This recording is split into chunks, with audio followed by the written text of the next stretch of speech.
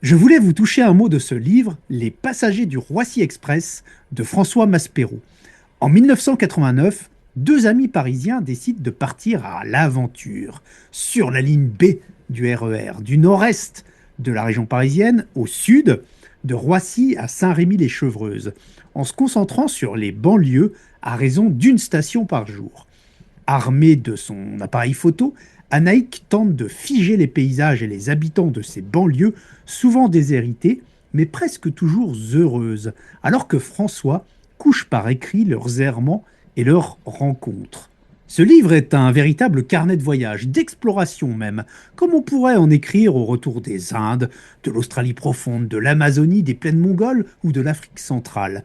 Les deux protagonistes évoluent dans un environnement qui leur est étranger et pourtant en même temps familier.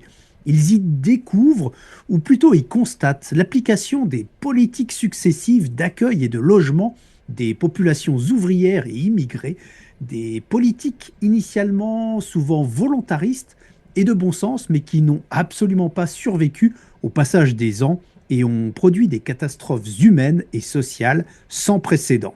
On y découvre aussi toute la complexité et le non-sens d'un réseau de transport conçu pour acheminer des travailleurs vers Paris depuis les banlieues, travailleurs qui sont bien incapables de se rendre dans la ville voisine avec ces mêmes transports. Et bien sûr, on ne peut que constater la toute-puissance de la voiture dans ces paysages saignés par des autoroutes et des voies rapides où le promeneur pédestre risque sa vie à chaque carrefour.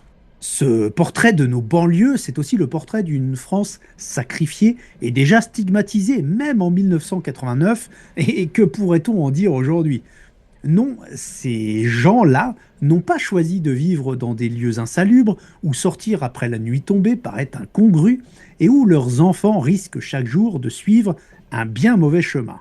Mais ce carnet de voyage ne fait pas dans le misérabilisme et le ton de François est même plutôt humoristique, ironique, et ce alors que les deux voyageurs subissent travers sur travers, trouvant difficilement des hôtels pour se loger, se perdant sans cesse, loupant leurs rendez-vous et souffrant d'ampoules aux pieds. Le voyage dans les banlieues parisiennes, c'est l'aventure. Et c'est aussi l'histoire, avec la visite de multiples lieux marquants et la rencontre de protagonistes toujours promptes à décrire par le menu les événements locaux, avec un large passage sur la Seconde Guerre mondiale, la collaboration, petit détour du côté de Laval et Papon par exemple, et les déportations, puisque là aussi il y a un certain nombre de camps de transit par lesquels eh bien, transitent nos deux voyageurs. Alors oui, on a bien affaire à un récit de voyage de la meilleure veine, et il est terriblement d'actualité, à la fois parce qu'en cette période où l'on parle énormément de changement climatique, eh bien il prouve qu'on peut voyager et s'aventurer à deux pas de chez soi, et qu'il remet en perspective que eh bien, la situation actuelle n'est que l'héritage de nos choix politiques au fil des années, des décennies, des siècles. Rien n'arrive par hasard.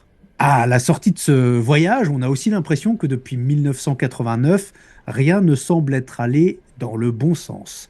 Ce livre, c'est aussi le constat du délitement de notre société. Mais fort heureusement, au cœur de cette collectivité grise, morose, vide de sens, eh bien, vivent des individus solaires, énergiques, positifs. Un voyage à réaliser absolument aux côtés d'Anaïk et François.